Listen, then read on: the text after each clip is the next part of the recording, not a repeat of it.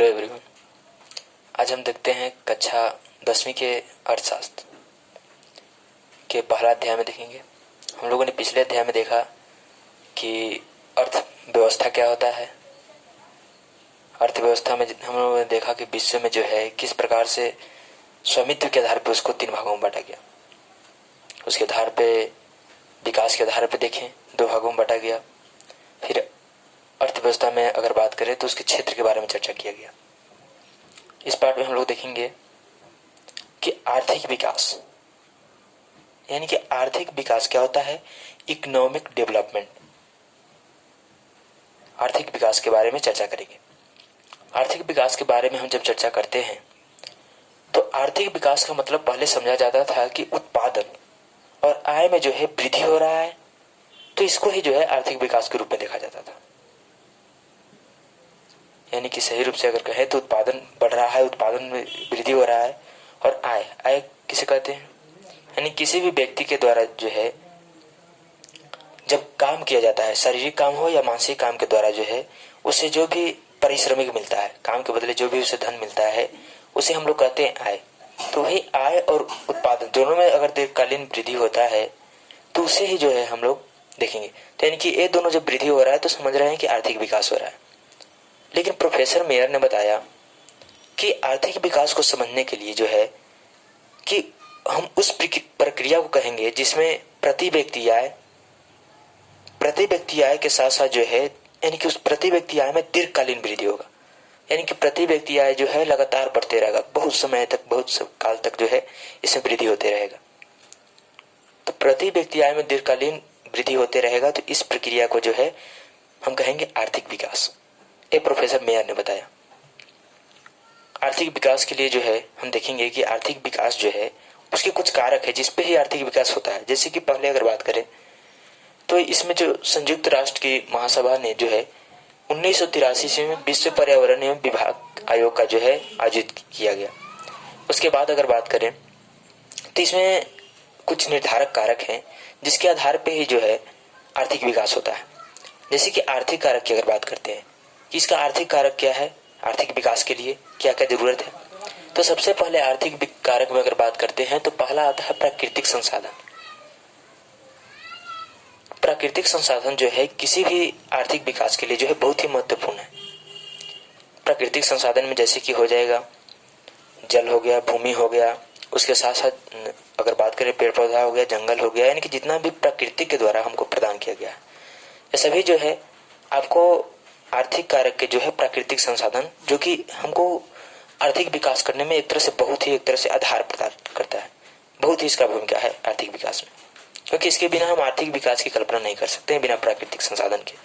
उसके बाद जो इसमें दूसरा महत्वपूर्ण आता है पूंजी का निर्माण। यानी कि हम आर्थिक विकास कर रहे हैं तो उसमें पूंजी का भी जो है, क्योंकि हमारे पास अगर पूंजी नहीं रहेगा तो कोई भी क्षेत्र में जो है हम उत्पादन सही तरीके से नहीं कर पाएंगे। यानी कि उत्पादन करने के लिए जरूरत है कि हमारे पास कुछ न कुछ पूंजी होनी चाहिए, जिसको हम कच्चे माल के निवेश में या किसी तरह से जो है उसको लगाएंगे, तभी जो है हम अच्छे तरीके से उत्पादन यानी कि कर पाएंगे। और उत्पादन होगा तभी यानी कि आर्थिक जो है प्रति व्यक्ति आय में वृद्धि होगा। तो इसके लिए यानी कि जरूरी है कि किसी न किसी रूप से हमको यानी कि पूंजी निवेश की आवश्यकता होता है। तो इसके लिए जो है पूंजी निर्माण करना होगा, पूंजी की आवश्यकता होगा। तो ये भी एक तरह से आर्थिक विकास के कारक में आर्थिक कारक के रूप में यानी कि देख सकते हैं पूंजी निर्माण को। तीसरा जो हमारा सबसे महत्वपूर्ण जो है देखेंगे तकनीक विकास। यानी कि हमको अगर आर्थिक विकास करना है तो उसमें तकनीकों का एक महत्वपूर्ण भूमिका होता है, क्योंकि आधुनिक युग में अगर बात करें तो अधिकांश जो काम हो रहा है, जितना भी काम हो रहा है वो तकनीक के आधार पर ही हो रहा है। तो तकनीकों का कहें एक तरह से तो महत्वपूर्ण योगदान है कोई भी काम करने में। जैसे कि उत्पादन को कम समय में ज्यादा उत्पादन करने में, अच्छा से अच्छा यानी कि बेहतरीन वैसे कामों को करने में सक्षम है, जो एक तरह से जो है मानव के लिए लाभदायक है। तो आधुनिक अगर विकास में बात करते हैं तो आर्थिक विकास की अगर बात करें तो आर्थिक कारक में तकनीकों का जो है एक महत्वपूर्ण स्थान है, जिसमें मशीन आ गया, जितना भी टेक्निकल जो यानी कि वस्तुएं हैं, ये सभी जो है एक महत्वपूर्ण भूमिका अदा करती है आर्थिक विकास में। उसके बाद अगर चौथा सबसे महत्वपूर्ण बात करें जो कि सहायक आर्थिक विकास के कारक है, उसमें आपको आएगा मानवीय संसाधन। एक तो देख लीजिए प्राकृतिक संसाधन का बहुत ही महत्वपूर्ण योगदान है। उसके साथ साथ जो है मानवीय संसाधन का भी जो है एक महत्वपूर्ण योगदान होता है। क्योंकि मानवीय संसाधन के आधुनिक तौर पे अगर बात करें तो ज्यादातर जो है मानवीय संसाधन के आधार पर जो है आर्थिक विकास को बहुत तेज किया जा रहा है, बहुत उसमें अगर कहें तो एक तरह से परिवर्तन किया जा रहा है। तो आर्थिक विकास में एक प्रकार से कहें तो मानवीय संसाधन का महत्वपूर्ण योगदान है। क्योंकि मानव जो है वो उत्पादन करने के साथ साथ, यानी कि एक उत्पादक होने के साथ साथ जो है उत्पादन भी कर रहा है, उसके साथ साथ उसके जो तकनीक है उसको भी विकास कर रहा है, दोनों कामों को करने में सक्षम है। एक तरह से मानवीय संसाधन जो है, जैसे कि जितना पंखा हो गया, टेबल हो गया, जितना मशीन हो गया, मोबाइल फोन हो गया, ये सब जो क्या है एक मानवीय संसाधन के रूप में देखेंगे। तो आधुनिक युग के विकास के लिए जो है सब हमें बहुत जरूरत है, इसकी आवश्यकता है, तभी हम आधुनिक युग में जो है विकास सही तरीके से कर पाएंगे। तो इसके लिए जो है आर्थिक विकास में जो है चौथा कारक अगर बात करें आर्थिक कारक में तो आपको मानवीय संसाधन होगा। अब आता है आर्थिक कारक में तो हम लोगों ने 4 देख लिया। अब आता है इसके विपरीत, यानी कि गैर आर्थिक कारक, यानी कि वैसे कारक जो आर्थिक विकास में प्रत्यक्ष रूप से भागीदारी न लेकर, प्रत्यक्ष रूप से इसका हिस्सेदारी न होता है, अप्रत्यक्ष रूप से भागीदारी लेता है।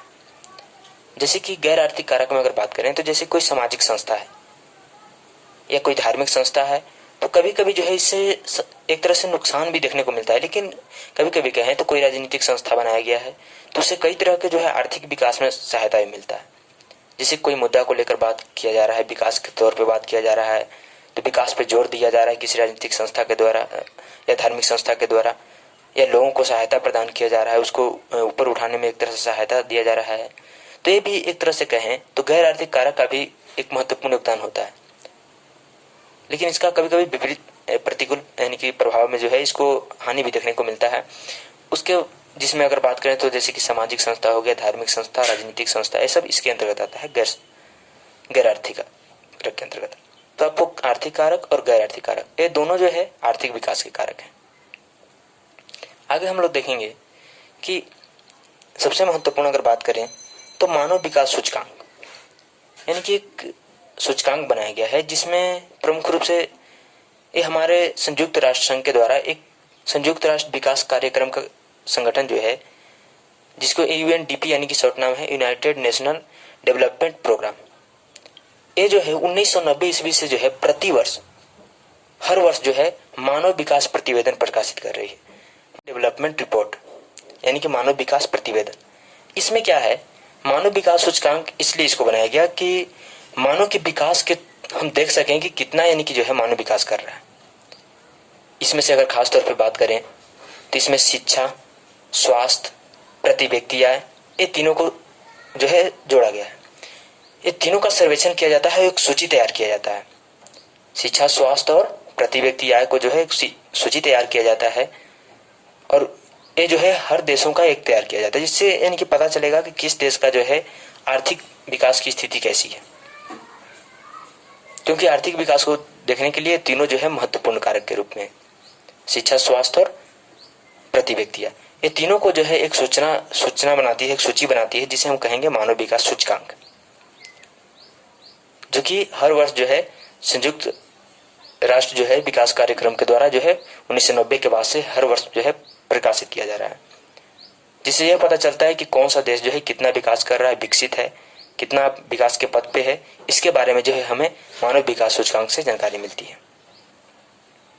यानी कि वैसा सूचकांक जिसमें प्रति व्यक्ति आय, उसके साथ साथ शिक्षा यानी कि शिक्षा और स्वास्थ्य, ये तीनों को एक सूची तैयार किया जाता है।